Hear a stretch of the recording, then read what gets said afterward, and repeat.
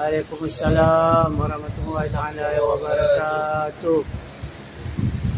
أعوذ بالله السميع العليم من الشيطان الرجيم. بسم الله الرحمن الرحيم. الحمد لله رب العالمين حمدا يوافي نعمه ويكافئ مزيده. يا ربنا لك الحمد كما ينبغي لجلال وجهك وعظيم سلطانك، والصلاة والسلام على أحب الناس إلينا سيد الأولين والآخرين، سيدنا محمد المبعوث رحمة للعالمين، وعلى آله وصحبه ومن سار على نهجه ومن تبعهم بإحسان إلى يوم الدين. اللهم بك أمسينا وبك أصبحنا وبك نحيا وبك نموت، وعليك نتوكل وإليك المصير. أمسينا وأمسى الملك لله والحمد لله رب العالمين. اللهم إنا نسألك خير هذا الليل، فتحه ونصره ونوره وبركته وهداه. اللهم إنا نسألك خير هذا الليل وخير ما فيه وخير ما قبله وخير ما بعده، ونعوذ بك من شر هذا الليل وشر ما فيه وشر ما قبله وشر ما بعده. اللهم أرنا الحق حقا وارزقنا وأرنا الباطل باطلا وارزقنا اجتنابه ربنا اجعلنا من الذين يستمعون القول فيتبعون أحسنه ربنا آتنا في كل حين أفضل ما آتيت أو تؤتي عبادك الصالحين مع العافية التامة في الدارين آمين. Ya Allah, dengan Engkau saja kami berada di waktu dan di waktu pagi. Dengan Engkau saja kami dapat hidup dan juga dengan Engkau saja kami mati. Kepada Engkau lah kami akan kembali. Ya Allah, kurniakanlah kepada kami kebaikan malam ini, kebaikan yang ada di dalamnya, kebaikan yang ada sebelumnya dan kebaikan yang selepasnya. Lindungikanlah kami kejahatan malam ini, kejahatan yang ada di dalamnya, kejahatan yang sebelumnya dan kejahatan yang selepasnya. Ya Arhamar Rahimin, kurniakanlah kepada kami sebaik-baik kurniaan yang telah Engkau kurnia dan yang akan Engkau kurniakan kepada hamba-hamba Engkau yang saleh, disertai dengan afiat yang sempurna di dunia dan di akhirat. Ya Allah, sudahkanlah kami dengan husnul khatimah. Beri kepada kami keadaan yang baik di dunia dan di akhirat. Peliharalah kami daripada azab neraka. Amin ya rabbal alamin. Puji dan syukur setinggi-tingginya kepada Allah Subhanahu wa taala, kerana Allah Subhanahu wa taala sahaja Tuhan bagi sekalian alam. Dia saja yang mengatur semua pekerjaan. Dia saja yang memberi kurnia perkara-perkara yang kita dapat menikmati dengan dia. Alhamdulillah hamdan katsiran tayyiban mubarakan fi. Di malam ini kita berhimpun di rumah Allah Subhanahu wa taala dengan taufik dan hidayah dari Allah Subhanahu wa taala, demi untuk kita nak mendekatkan diri kita dengan dia, demi untuk kita jadi hamba dia yang diredai, demi kerana supaya kita dapat rahmat dia dan kita dapat darajat yang tinggi di sisi dia. Itulah tujuan kita. Maka sedikit sebanyak saya boleh berkongsi pada malam ini berhubung kait dengan tajuk insya-Allah taala, sekalipun sebenarnya saya bukan ahli, bukan yang berkeahlian yang tinggi di dalam masalah-masalah agama. Tajuk kita dicadangkan iaitu kekeliruan di dalam akidah, satu perkara yang merugikan. Maksudnya bila kita tak terah jadi celaru di dalam akidah, natijah dia, buah dia, hasilan dianya rugi. Itu maksud barangkali. Tak membawa untung, tidak membawa kebaikan. Itu dia sudah jadi kaedah umum. Bukan kaedah di dalam agama saja. Kita hidup di dalam dunia pun, bila perkara tu jadi keliru, dia tak jadi untung kepada kita. Dia nak bawa untung ni, kena perkara tu terang-terang. Kita nak pergi beli barang ke China untuk bawa balik menega, tak tahu lagi barang tu barang ori ke, barang rega berapa tak tahu, pergi dulu. Kadang balik tanggil saja rugi tiket kapal banyak mana. Satu kerugian kita. Tengok dalam TikTok barang ni molek, tapi tak tengok barang tak terang. Order gitu. Bawa mari tengok kena barangnya tiruan, rugi banyak mana. Begitulah kebiasaannya. Sebab tu Rasulullah sallallahu alaihi wasallam buat kaedah, tinggal kaedah bagi kita. Tidak ada perkara muamalat tak sah, muamalat perkara yang ada gharar di dalamnya. Jika ada gharar, ada tipu daya, yakni ada tak terang, ada kekeliruan. Aku jual barang ni kepadamu berapa? Ambillah dulu, buat balik. Tak apa, saya beli barang ni daripada pocik. Siapa esok mana nak minta harga barang? Berapa pocik? Tak payahlah, kita kawan saja, ambil 10,000 pun cukup dah. Allah, pocik barang ni 1,000, pocik nak 10,000. Saya nak bayar 1,000. Tak boleh, mau beli dah. Jadi kekeliruan tu tak boleh di dalam agama, tak boleh. Agama mesti kena terang. Khususnya di dalam ilmu akidah. Di dalam akidah, jadi kaedah bagi ulama ahli sunnah wal jamaah, tak boleh dijadi akidah jika perkara itu jadi kekeliruan. Perkara keliru ataupun dengan kata lain, perkara yang tak yakin, perkara yang bukan 100%, itu tak boleh jadi akidah, tak panggil akidah. Dengan kata ilmu, tak jadi usul akidah.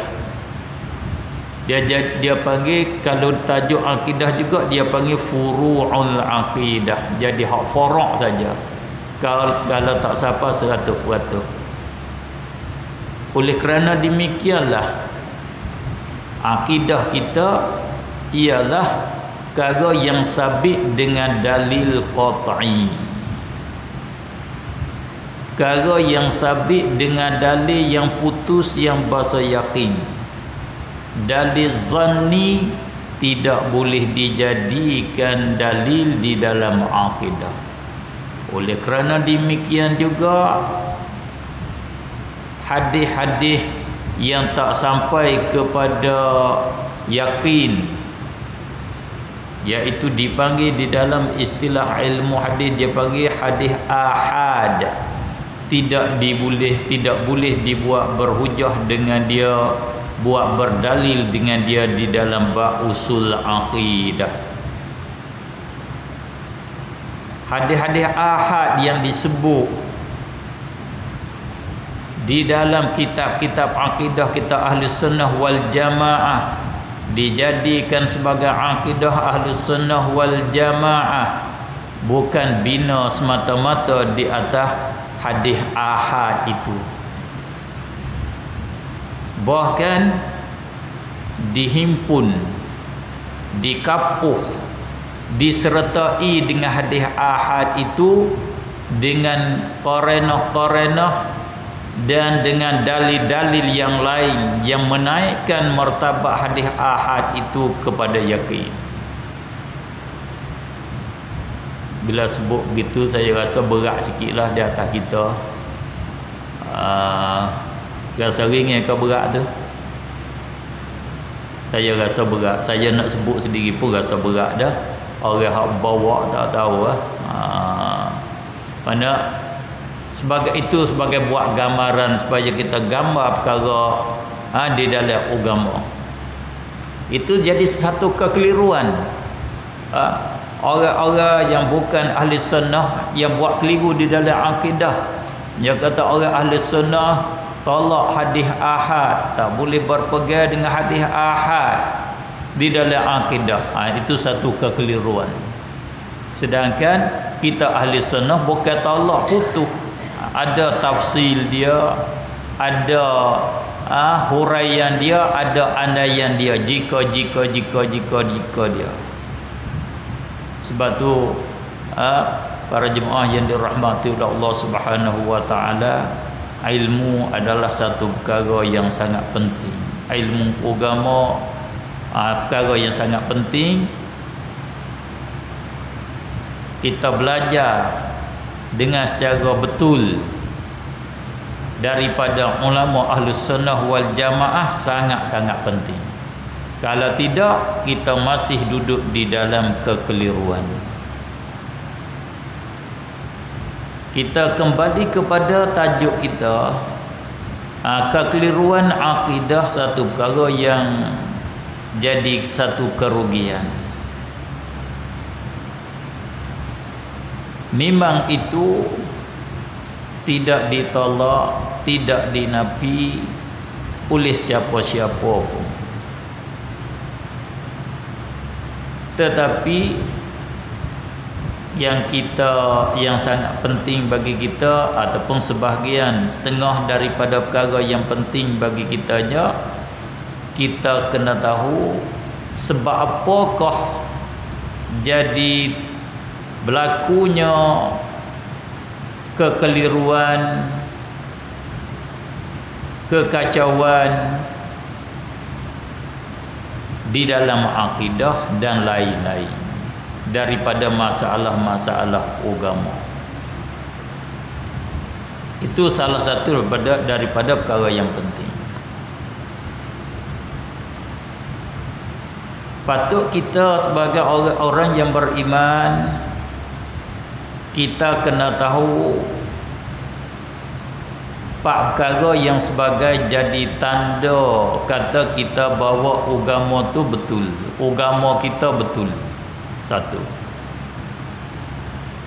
sebagaimana yang disebut oleh Imam An-Nawawi rahimahullahu ta'ala, yang dia kata apa bahasa Arabnya, alamatuddin arba', tanda agama itu ada 4. Satunya sidqul qasdi, benar niat dia, betul niat dia, tak bohong niat dia, kosak dia, tujuan dia benar. Yang kedua, wafaul ahdi, menunaikan janji. Dia tunai perjanjian dia. Yang ketiga, tarkul manahi ataupun tarkul manhi, tinggal perkara yang ditegah. Yang keempat, sihhatul aqdi, betul akidah. Itu tanda agama. Dia kosak, dia niat sesuatu dengan secara betul, tak bohong. Macam mana niat tak bohong? Ada niat bohong ada? Ya, niat bohong. Saya mari ceramah malam ni niat bohong. Niat cari pitih, cari pengkak, cari kenamaan, cari kemasyhuran, popular, nak cari perkara tu. Niat saya bohong, tak betul, tak betul. Niat yang betul iaitu ikhlas. Itu niat yang betul. Dia ibadat, tiap-tiap ibadat dia ibadat ikhlas kerana Allah Subhanahu wa taala. Kalau orang niat tak betul, orang tu bawa agama tak betul, menyeleweng dah agama dia, gelincir dah agama dia, wal a'yadzu billah. Oleh kerana itu saya seru diri saya sendiri dan tuan-puan, sama-sama kita usaha supaya kita dapat sifat ikhlas yang tinggi. Kita tak mengerjakan satu ibadat melainkan lillah, kerana Allah sahaja, tidak kerana lain, tidak campur walau 1% pun kerana lain daripada Allah Subhanahu wa taala. Menyempurna janji iaitu kita tunai segala keperluan, kewajipan hak fardu ain, fardu kifayah ke atas kita. Itu makna kita menyempurnakan janji kita dengan Allah Subhanahu wa taala. Kita berjanji, kita mengaku bahawa Allah sebagai Rabb, Allah sebagai Tuhan yang mengatur pekerjaan kita. Kita nak taat ke dia, nak turut dia, kita kena tunai segala perintah dia sebagai perintah fardu, perintah wajib. Dan betul akidah itu hak paling besar sekali di dalam agama. Tanda kata seorang itu bahawa akidah yang betul, akidah dia betul, iaitu dia berpegang dengan akidah Ahlus Sunnah wal Jamaah. Kerana yang lain daripada Ahlus Sunnah wal Jamaah, kita tak sah, tak payah kita nak bilang berapa lain pada Ahli Sunnah, 72 ke, 700 ke, 7,000 ke, tak penting. Berapa bilangan dia tak ada penting. Pentingnya lain daripada Ahli Sunnah wal Jamaah adalah dalalah, sesat. Paling rendah. Tinggi daripada dalalah lagi, iaitu kufur wal iyadza billah. Bila ada kekeliruan di dalam akidah, tidak ada lain melainkan kekeliruan yang datang daripada firqah, kumpulan yang lain daripada Ahlus Sunnah wal Jamaah. Memang daripada Khawarijnya, daripada Mu'tazilahnya, daripada Syiahnya, daripada Musyabbihahnya, daripada Salafiyahnya, datang daripada kumpulan-kumpulan yang sesat dan kufur.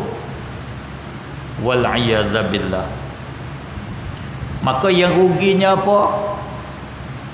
Satu kerugian dia hak besarnya ibadat kita tidak dikabul oleh Allah Subhanahu wa taala, tidak diterima oleh Allah Subhanahu wa taala, dan kita akan diazab di dalam azab Allah yang sentiasa, yang berkepanjangan, yang tidak ada penghujung.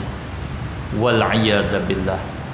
Sebab kalau kita belajar di dalam kitab fiqh furu' kita akan jumpa setiap ibadat, semaya ke, puasa ke, haji ke, sedekah ke, zakat ke, semua syarat nak sah ibadat kita, pertama kali syarat kena al-Islam, kena Islam.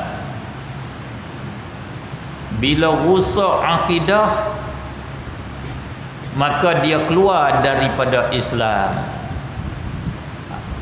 Bila keluar pada Islam, tak sahlah ibadat dia. Itulah natijahnya, itulah hak ruginya.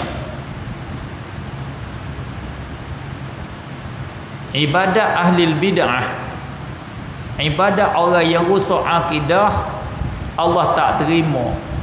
Walau infak dia 10 sen, 20 sen, 1,000 ringgit, Allah tak terima. Sabit di dalam hadis-hadis yang sahih. Oleh itulah kita mesti kena jaga, dan mesti kita kena berpegang dengan akidah yang betul, akidah yang dibawa oleh Ahlus Sunnah wal Jamaah. Bahkan mengertikan akidah Ahlus Sunnah wal Jamaah ini adalah perkara yang awal-awal, yang pertama-tama diwajibkan di atas mukallaf. Di dalam kitab yang bernama Ashalul Masalik Dia kata awwalu wajibin 'alal mukallafi ma'rifatullah yaqinan fa'rifi. Awal-awal yang wajib di atas mukallaf mengenalkan Allah dengan secara yakin. Ijma' ulama, awal-awal perkara yang wajib di atas mukallaf ialah mengenal Allah Subhanahu wa taala. Kenal Allah. Kenal Allah melalui cara ahli sunnah wal jamaah itulah dinamakan akidah yang betul.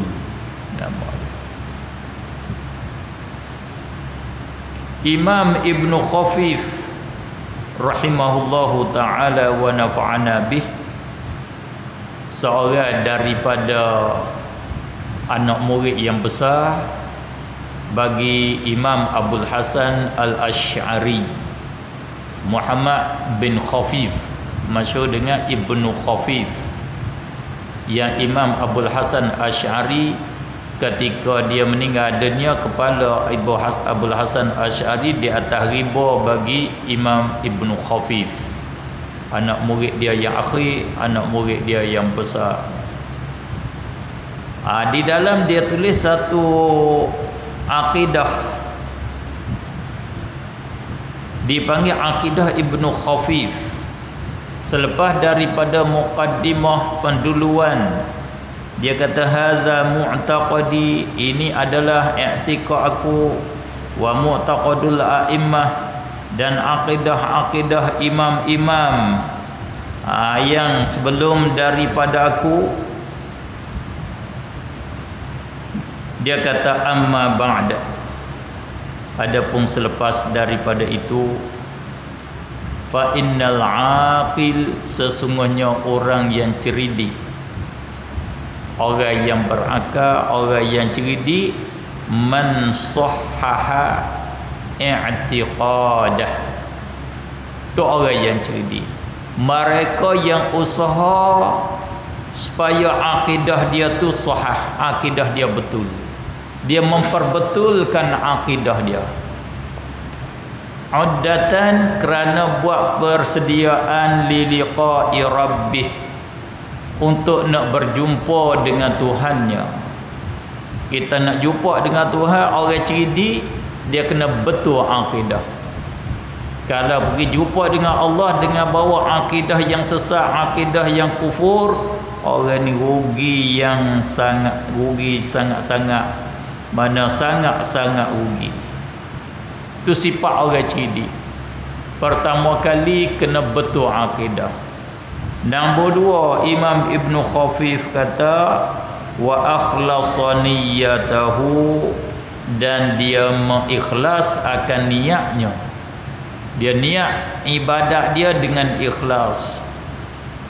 Sebab apa? Supaya tazkiyatan li'amali, supaya dia nak menyuci, membersihkan amalan dia, supaya amalan dia tidak ada kekotoran.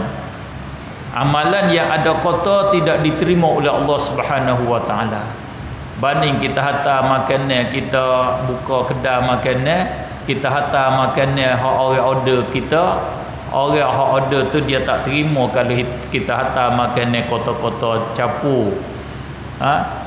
Mintanya udah campur udah dengan sutung, dengan daging, dia tak terima lah.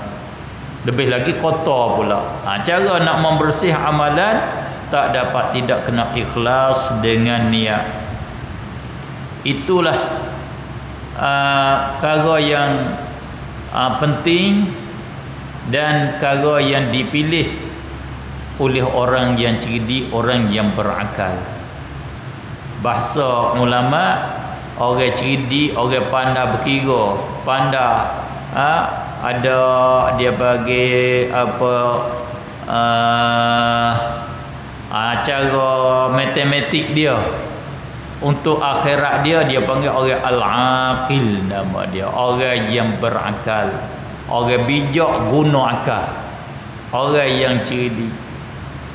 Oleh itu kita jagalah kekeliruan yang datang di dalam mari untuk merosakkan akidah kita. Memang kita maklum bahawasanya hari yang kita ada padanya ini, hari ini adalah hari yang banyak kekeliruan. Dengan kata lain, hari banyak fitnah-fitnah, banyak perkara yang jadi fitnah. Fitnah yang paling besar, fitnah fiddin, fitnah di dalam tajuk agama, hubung kait dengan agama. Yang paling besar fitnah fil aqidah, nak merosakkan aqidah.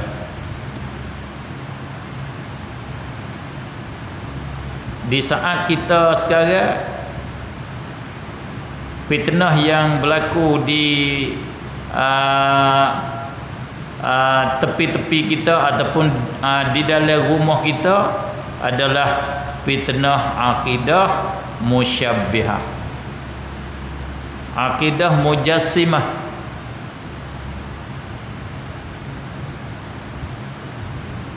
Sebab apakah boleh jadi fitnah, jadi kekeliruan di dalam akidah hubung kait dengan mujassimah? Itu patut kita tahu. Jadi kita maklum bahawasanya setiap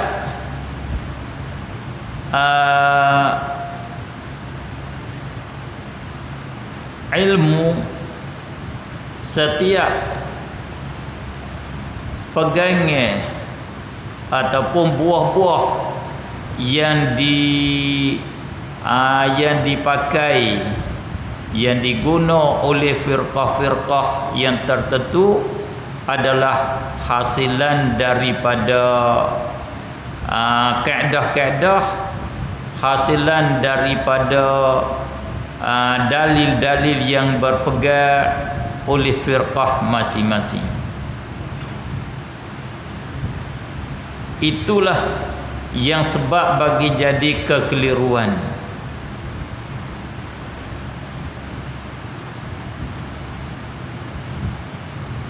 Sebab bagi jadi kekeliruan adalah salah satu daripada punca dianya kekeliruan di dalam kaedah nama dia. Contohnya, kita nak tahu kebenaran sesuatu ataupun kaedah kebenaran duk kat mana.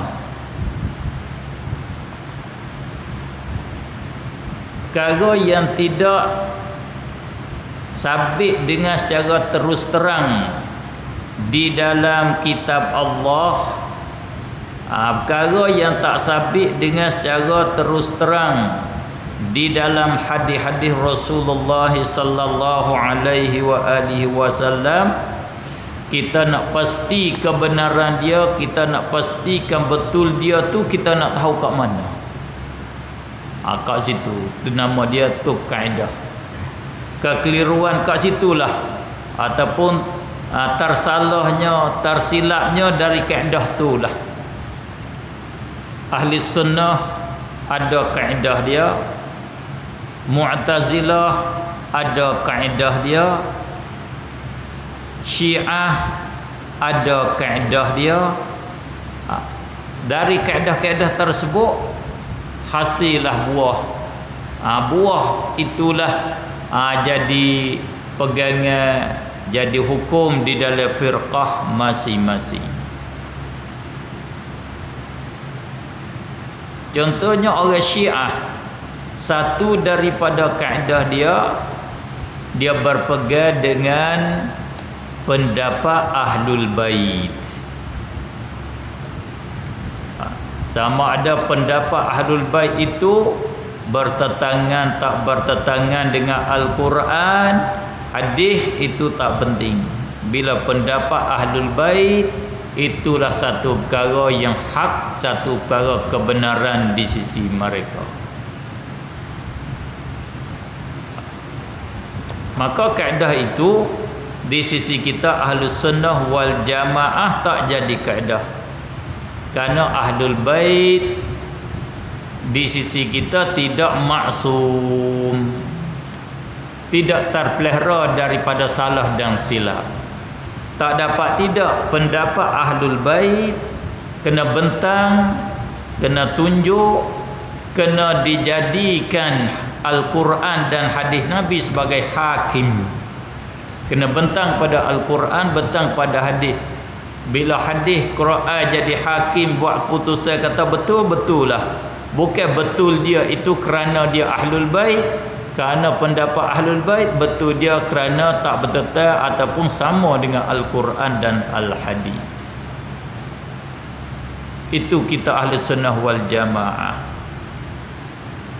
Quran dan hadis pula kita Ahli Sunnah wal Jamaah di dalam tajuk akidah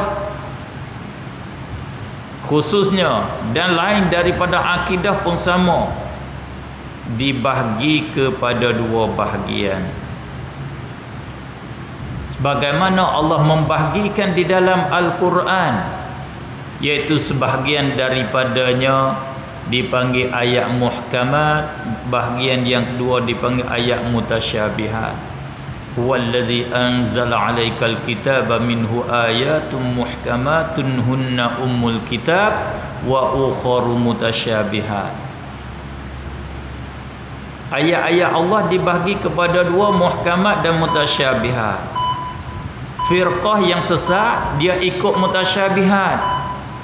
Allah kata fa ammal ladzina fi qulubihim zayghun fayattabi'una ma tashabaha minhu ibtigha'al fitnah wa ibtigha'a ta'wilih. Orang-orang yang ada zayghun di dalam hatinya, bahasa Arab kata zayghun, bahasa Melayu kata, kalau terjemah bahasa Arab juga dengan kata mailun anil haq, kecenderungan sengit daripada kebenaran.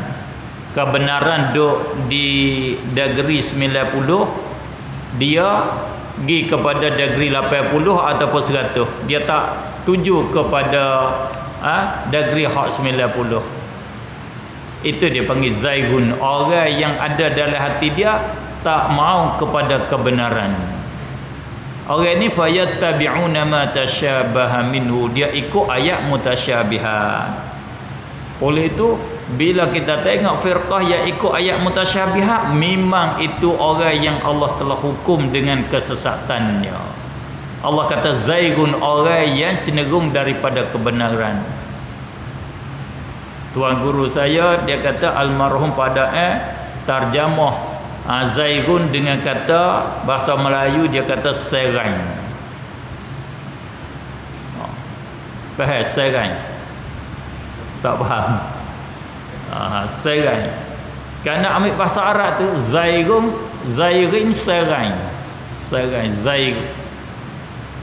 Serai ni bahasa petani maknanya otak dia kurang. Mering. Dia panggil serai, otak tak penuh 10 dah. Dia panggil. Seperti kalau kayu-kayu dia panggil siring dia. Siring dia kot tepi-tepi, dia tak sama tengah dah. Belok lah, orang tak betul nama dia. Orang pemikiran tak penuh. Orang tak wajib semaya lah mudahnya. Orang tak wajib semaya. Orang yang di akal dia tu tak sempurna, dia ikut ayat mutasyabihat. Itu Allah sudah hukum. Sebab tu sabit dalam hadis sahih Rasulullah kata idza ra'aitumul ladzina yattabi'una ma tashabaha minhu ulaika alladzina sammallahu fahdharuhum. Bila kamu lihat orang-orang yang ikut ayat mutasyabihat, itulah orang yang Allah sebut fa ammal ladzina fi qulubihim zaigun, maka fahdharuhum, maka hendak berwaspadalah kamu daripada mereka itu. Nabi suruh kita berwaspada, suruh berjaga-jaga, kena beringat daripada mereka itu. Takut dia tarik kita pergi kepada kesesatan mereka. Wal a'yadza billah. Dengan kaedah itu kita ahli sunnah, ayat mutasyabihat ada, ayat muhkamat. Mutasyabihat tak boleh kita mengikut sebagaimana tasyabuh dia itu. Kita kena ikut apa tafsiran dia yang betul. Adapun musyabbihah, dia ikut ayat mutasyabihat. Dia kata ayat mutasyabihat wajib ditafsir, wajib ditakwil mengikut zahirnya. Itu punca bagi jadi kekeliruan. Bila ikut zahirnya, maka itulah jadi kesesatannya di sisi kita Ahlus Sunnah wal Jamaah. Yang buat kekeliruan apa? Takwil tidak ada, tak sabit daripada salaf. Guna perkataan salaf untuk jadi hujah, itu pun satu sebab satu kekeliruan dan satu kesesatan. Patut kita tahu juga.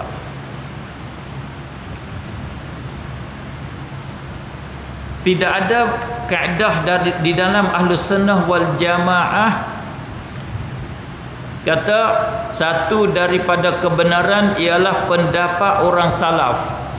Wajib kita tafsir, wajib kita takwil, wajib kita beramal dengan pendapat salaf. Tak ada di dalam kaedah kita dan tak ada di dalam kaedah agama, tak ada. Sebab apa? Satunya, salaf tidak maksum. Yang keduanya, seperti Ahlul Bait itu juga, pendapat mereka ada berbeza-beza,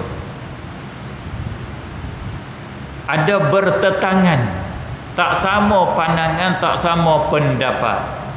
Maka macam mana kita nak tafsirkan agama, ambil pandangan yang berbeza itu? Bila pandangnya tak sama, kita nak menentu yang mana? Sama-sama salaf. Semacam sama kita kata sama-sama Al-Quran. Al-Quran ini kata bila seorang isteri yang mati suami kena beredah 4 bulan 10 hari. Quran juga walladzina yatawaffawna minkum wa yadharuna azwajan wasiyatan li azwajihim mata'an ilal hauli ghaira ikhraj. Bila mati suami kena beredah 1 tahun. Mengikut Quran itu juga bila suami mati, perempuan itu di dalam edah dia sudah dicerai, mesti kena beredah macam mana, setahun ke ataupun 4 bulan 10 hari. Hak mana kita nak menentu? Tak boleh kita nak menentukan satu daripadanya, melainkan dengan Al-Quran juga atau dengan hadis-hadis Nabi sallallahu alaihi wasallam. Bukan dengan pendapat syianung-syianung. Bukan. Itu dipanggil tafsir Al-Quran dengan Al-Quran, tafsir Quran dengan hadis nama dia. Tak boleh ambil satu daripadanya. Kita kata bila seorang isteri mati suami kena beredah setahun, kerana berpegang dengan ayat ni. Pak ayat yang satu lagi beredah 4 bulan 10 hari, nak amal macam mana? Itu nama dia sebahagian daripada ayat mutasyabihat, cara dianya. Kalau pendapat salaf yang bertetangan, macam mana kita nak menentu? Apa kaedah dia kalau dia jadi dalil? Tak ada cara. Sebab itu orang yang berpegang buat kaedah pendapat salaf adalah pendapat yang wajib kita berpegang, itu satu kekeliruan yang besar. Lebih lagi tak menentukan salaf. Tak tahu salaf tu siapa dia salafnya. Itu sebab-sebab bagi jadi kekeliruan. Oleh itulah cara nak mengatasi kekeliruan ini tidak ada cara yang lain, hanya satu cara saja, iaitu kita kembali kepada cara Ahlus Sunnah wal Jamaah. Tak ada dah cara lain hak lebih betul selain daripada cara Ahlus Sunnah wal Jamaah. Ahlus Sunnah wal Jamaah ambil daripada pesaka yang ditinggal oleh Rasulullah sallallahu alaihi wasallam. Rasulullah dia tinggal kaedah-kaedah seperti takwil ayat mutasyabihat telah ditinggal oleh Rasulullah sallallahu alaihi wasallam. Oleh kerana demikianlah bila kita belajar kita dapati bahawasanya ada Rasulullah takwil ayat mutasyabihat. Ada sahabat-sahabat Rasulullah takwil ayat mutasyabihat. Tidak takwil ayat mutasyabihat bukan manhaj, bukan sunnah Rasulullah sallallahu alaihi wasallam, bukan jalan salaf, bukan jalan sahabat, tak, bukan. Jalan yang sesat. Itulah kekeliruannya. Itu merugikan kita, merugikan peribadi kita, sebab kita jadi orang yang deraka kepada Allah, merugikan masyarakat kita kerana berpecah belah di dalam masyarakat kita, tak jadi satu, hancur. Merugikan di dalam politik kita, siapa politik kita kalah kerana kita berpecah belah. Itu kata satu kerugian kita, satu kerugian. Bukan kata kekeliruan di dalam akidah saja, di dalam segala perkara lah merugikan kita. Itulah dengan secara bentuk umumnya, dengan secara bentuk terperinci ataupun detail dia, dengan secara tafsil dia tu lebih panjang lagi. Kita kena tahu akidah Ahlus Sunnah wal Jamaah hak terperinci macam mana. Penting dua lah, dua. Malam ni saya nak sebut saja. Boleh jadi kita akan buat sambungan insya-Allah di masa-masa mendatang lah. Dua kaedah kita kena dua, khususnya di dalam akidah. Satu, kita kena tahu silabus, manhaj, kaedah Ahlus Sunnah wal Jamaah yang umum.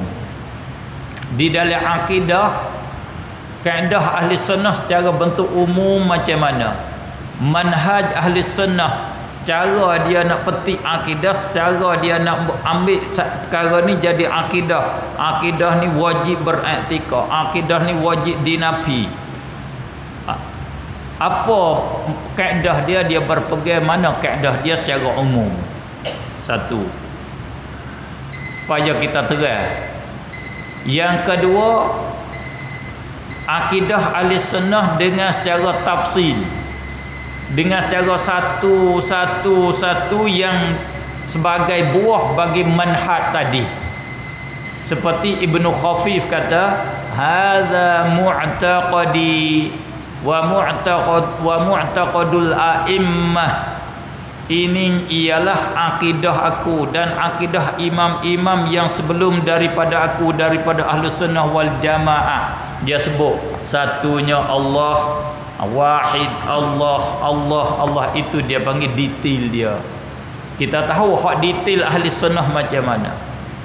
Nak boleh detail tu ada kaedah dia yang umum, itu nama manhaj.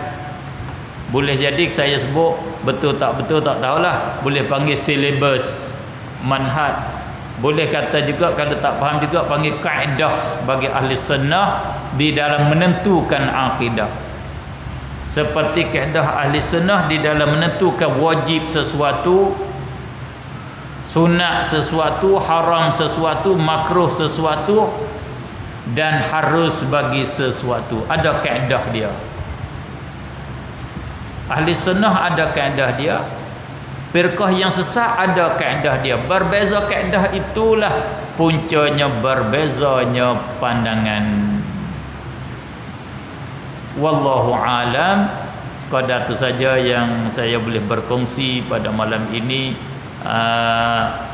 sikit sebanyak sebagai tazkirah antara Maghrib dan Isya. Mudah-mudahan apa yang saya sampai itu ada faedahnya, ada baiknya. Sekiranya ada kekurangan, ada yang tak sempurna, itu adalah daripada kekurangan saya sebagai seorang hamba yang dhaif, hamba Allah yang tak penuh, tak cukup pengalaman, kekurangan di dalam pengetahuan. Harap bahawa Allah buangkan kesilapan kita, ampun kesalahan kita semua. Mudah-mudahan kita berjumpa dengan Allah Subhanahu wa taala di dalam keadaan kita bersih daripada segala kesalahan. Dengan itu dapatlah kita rahmat yang Allah sediakan untuk kekasih Dia, orang yang beriman. Allahu waliyul ladzina amanu yukhrijuhum minadh zulumati ilan nur. Allah Dia kekasih bagi orang yang beriman. Dia mengeluarkan orang beriman daripada kegelapan kufur kepada cahaya iman. Ya Allah, mengeluarkanlah kami daripada kegelapan jahil, kegelapan kufur kepada nur ilmu, kepada nur iman. Sudahikanlah kami dengan husnul khatimah. Matikanlah kami dengan keadaan kami beriman, ya Allah. Amin ya rabbal alamin. Rabbana atina fid dunya hasanatan wa fil akhirati hasanatan wa qina adzabannar. Wa sallallahu wa sallama ala sayyidina Muhammad wa ala alihi wa sahbihi ajma'in. Walhamdulillahi rabbil alamin.